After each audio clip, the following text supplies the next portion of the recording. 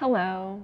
Thank you to World City and Anupam Yog in particular for the invitation to share with you about our book, Flourish, which is published this autumn by Triarchy Press. My name is Sarah Ichioka. I'm an urbanist, strategist, and director of Desire Lines, which is based here in Singapore, where we're recording. I'm delighted to have co-written Flourish with Michael Paulin, who is the founder of Exploration Architecture and a leading architect in regenerative design who's based in London. Today, I'll be sharing Michael's and my reasons for writing this book and briefly introducing its key content. After that, I'm looking forward to a rich discussion with urbanist and educator Adib Jalal. So, why did we write this book? A growing number of us are deeply concerned about our planetary emergencies of climate crisis and biodiversity depletion, and we're wondering how we can rise to this daunting challenge. We wrote this book because Michael and I believe that the necessary changes lie primarily in the cultural rather than the technological transformation of our society, and that this must occur at the level of mindsets, which are the shared ideas that determine to a large extent how our culture works. Several years ago, Bloomberg's headquarters in London, designed by Foster and Partners, was crowned the world's most sustainable office building. And in autumn 2018, it won the Sterling Prize, which is the UK's highest architectural honor. In that same month of October 2018, the Intergovernmental Panel on Climate Change published the report that made clear that we, collectively as humanity, had about a decade remaining to dramatically reverse our greenhouse gas emissions if we were to have any shot at remaining below 1.5 degrees C of global heating and thus avoid catastrophic climate destabilization.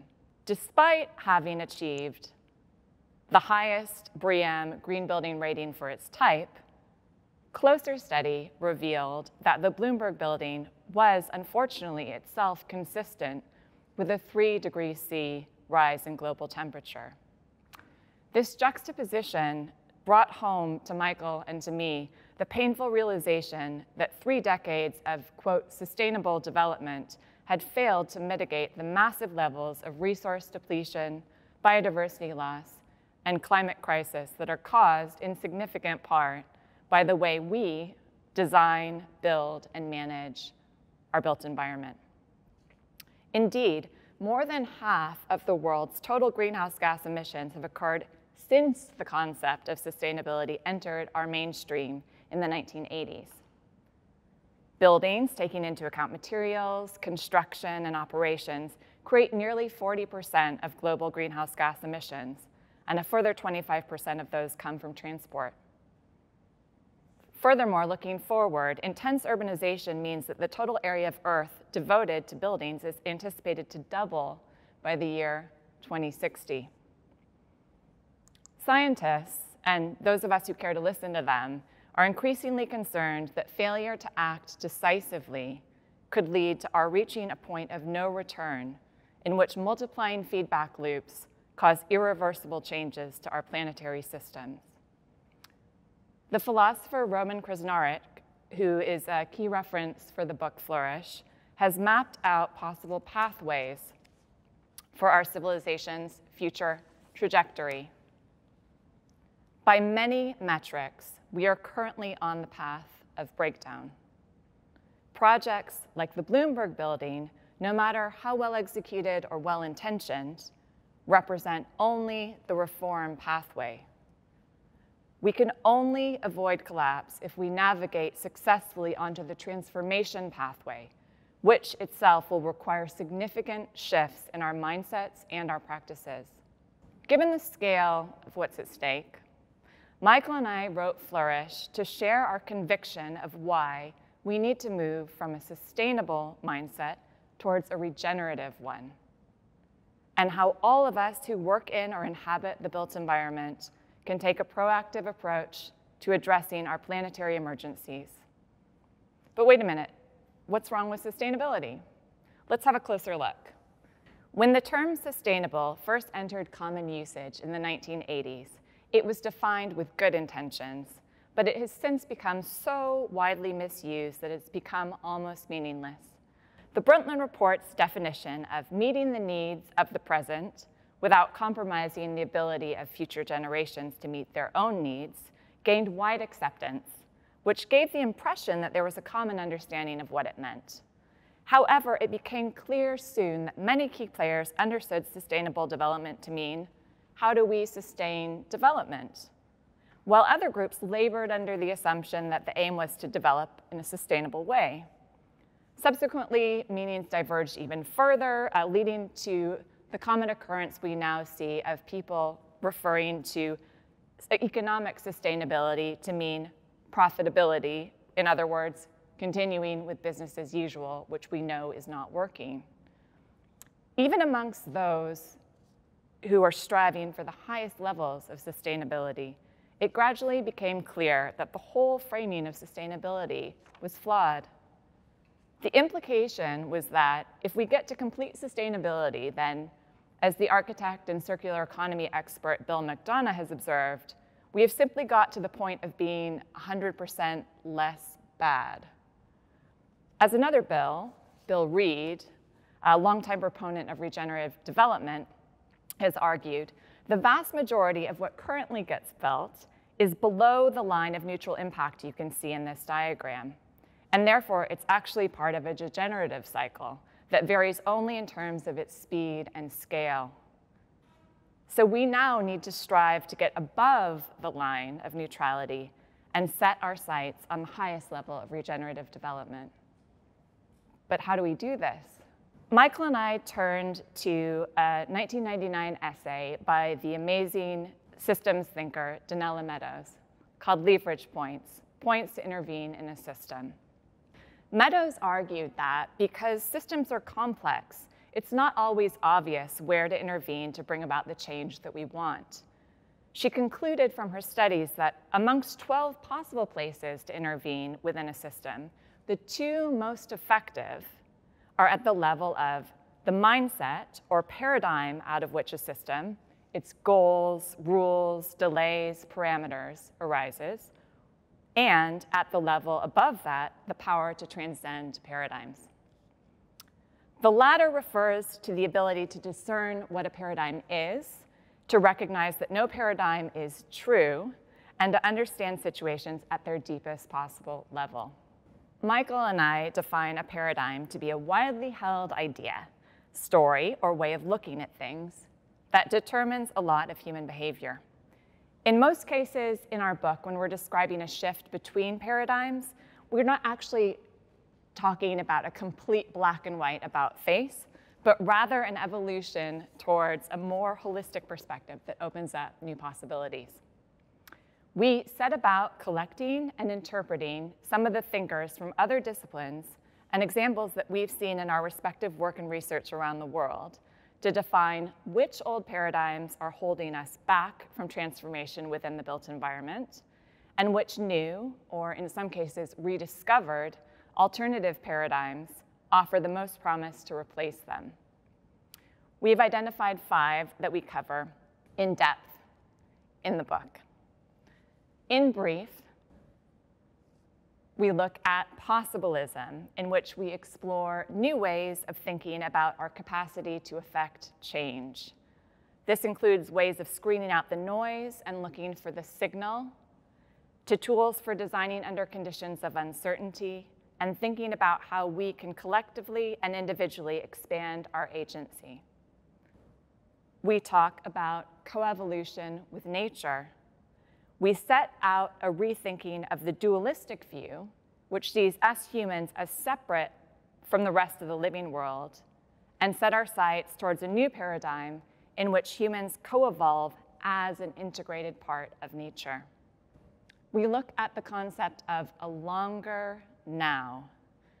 Here, we examine deep time and qualitative aspects of time and seek to dismantle prevailing stories of progress in order to make way for a longer term and more nuanced view of time that in many cases is inflected by our natural biological cycles.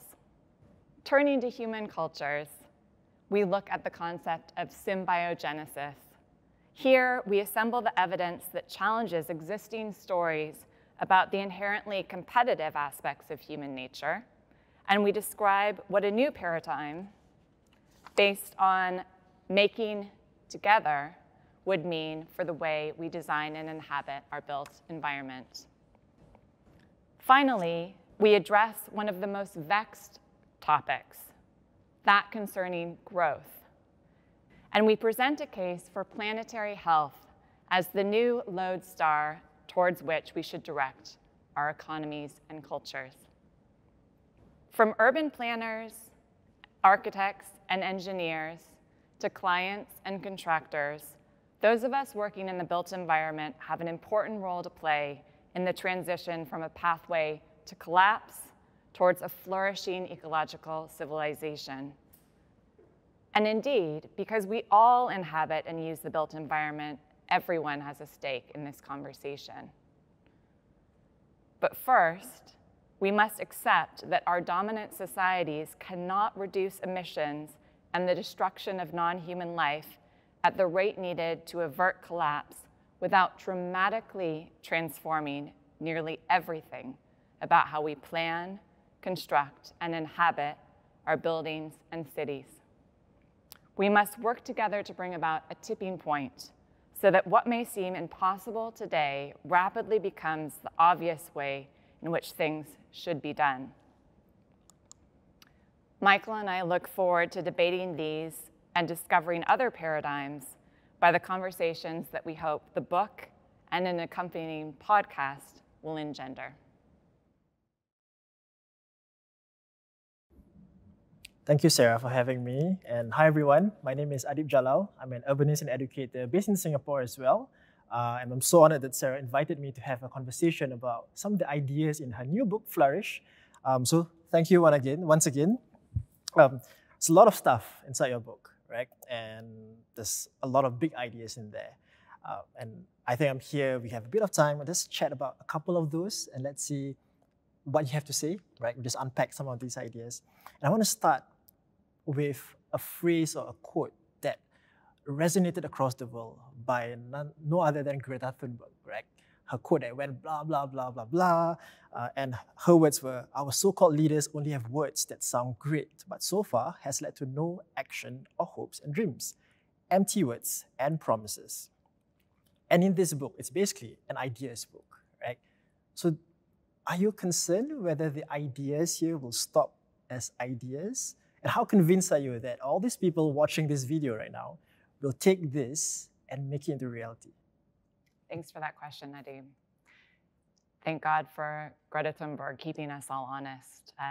I completely acknowledge that that could be a surface understanding of what we are trying to achieve with the book. However, I think it's really important to emphasize that we are suggesting that the mind shift change needs to happen in parallel with a change and transformation in our actions and practices.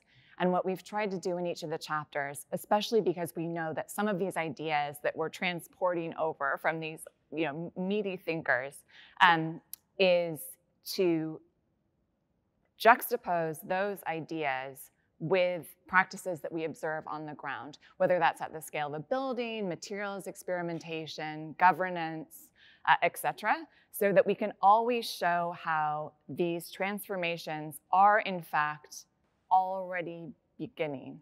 They're at the beginning of their journey. But when I think about the important question of, what are we asking the viewers of this video to engage with? I wanted to share some advice from the amazing marine biologist and policy expert, Ayanna Elizabeth Johnson. And she suggests making a climate action Venn diagram, using 3 circles to record what are you good at, what's the work that needs doing, and what brings you joy. And she says that finding the fertile intersections between those circles is likely to lead to the most effective individual choices. And similarly, I would add to that taking action needs to happen collectively, right? We are addressing individual readers, but when we are addressing them, we are encouraging all of us to think about how we can act, not just as individuals, but expanding our agency in concentric circles outwards. So how do we take action together with our friends, with our colleagues, with our bosses, with our banks, with our politicians, with our landlords, et cetera, et cetera. So I think that the book is aiming to combine big idea mindset shift with practical examples of action. And like practical action, and I think the keyword that keeps repeating is this idea of cultural shift and paradigm shift, right? And it brings to mind all the discussions that we've always had to do as urbanists, right? Like how do you manage change? How do you help people transition? And one of the big transition that you are suggesting was also this idea of a long now, right? I think it was in one of your slides just now. And it sounds great, long now, and just like when you mentioned these concentric circles, right? The city makers, the policymakers, the developers, architects, and regular urban citizens to take long-term perspectives, right? And we all know that is an ideal. We want to take action because we are looking out for the next generation. But then instead of long now, there's also the current now, right? The current now isn't so great, right? We have an economic crisis because of the health crisis, or in parallel with it. Private developers have their quarterly shareholder meetings. Politicians, they need to watch out for the next election cycles. And even recently, right, there's a big power crunch in China. We all talk about transitioning to green energy, but during that transition, they were not ready with the capacity. So all of these are very real problems today, right? So how do you shift from that current now mindset to the long now? And you always have this at your rear view mirror. I mean, what do you have to say to that? It's a great question. And we as humans have not evolved to be able to think beyond a couple steps ahead, right? And that's why it's really important that we use structural tools, changes to our cultural systems, to our systems of governance, in a way that actively introduces and nudges us to think in the longer term. So that could be anything from activist investors who are aiming to get beyond just a quarterly cycle of reporting, for example. Metrics like B Corp certification that requires that companies not just think about what their quarterly impacts are in terms of the bottom line, but also social impacts.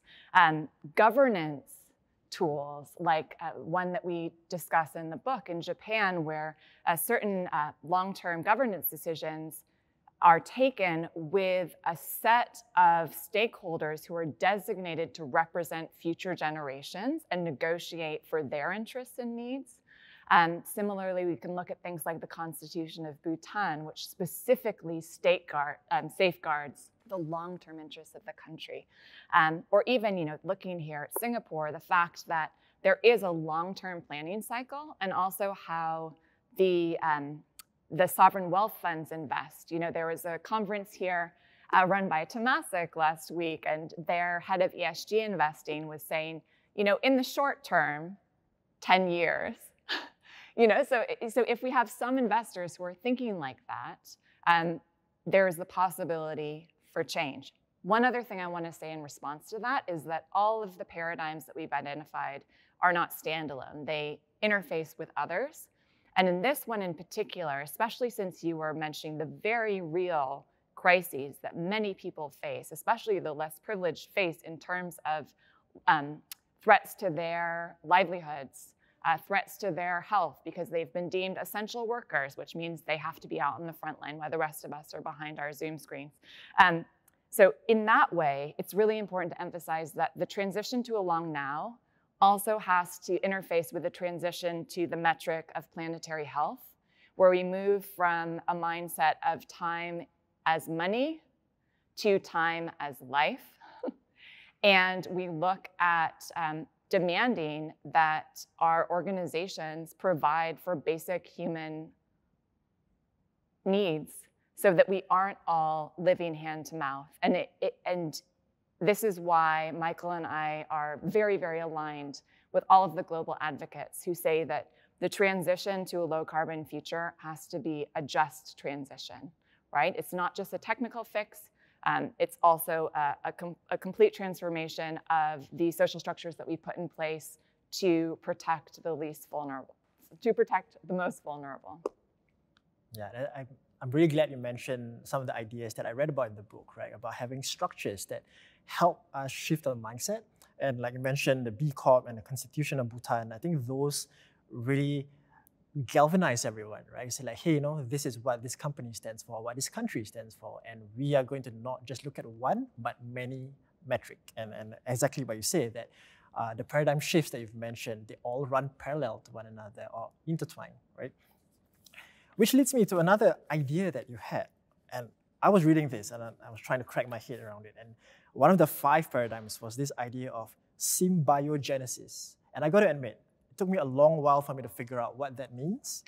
And in your book, you said it's seeking not just to live together cooperatively in symbiosis, but to become something new together through cooperative interaction. I read that a few times just to understand what's happening. I'm still not sure whether I get it. But I think the bigger question is, could you contextualize this for the viewers and also for me, how that would apply in a built environment?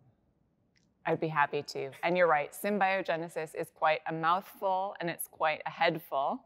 The term is inspired by the evolutionary biologist Lynn Margulis, who is one of the theorists of Gaia theory, but also she made an incredibly important contribution to evolutionary understanding, whereas previously we always thought that evolution happened in competition, right? The Darwinian survival of the fittest model. Margulis and her, eventually those who followed in her wake, have shown how at key points in evolution, new organisms and life forms have actually formed by separate ones coming together and building a new and stronger whole. And if you go back to the idea of the mindsets or frames that we use, I would say that survival of the fittest is one of the worst kind of leftover, outdated scientific metaphors that still shapes like everything that we think about. So that's why we were trying to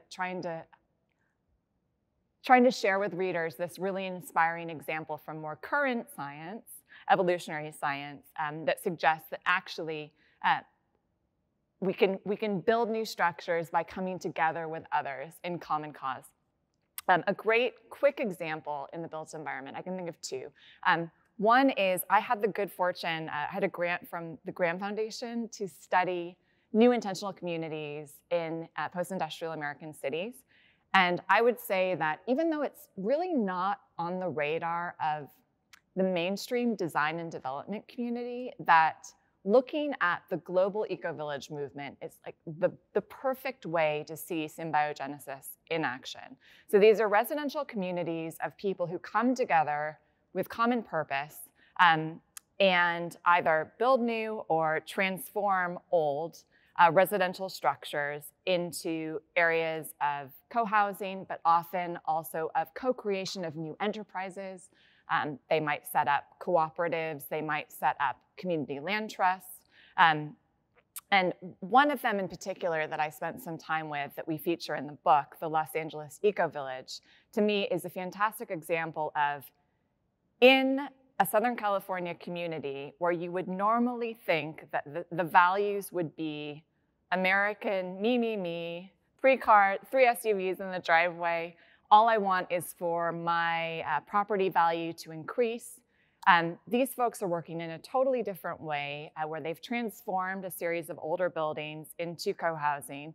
It houses shared childcare. It houses a shared community-supported agriculture program. It houses a bicycle repair collective, but also it hosts a bunch of really innovative structures like a revolving ecological loan fund, or new structures of governance.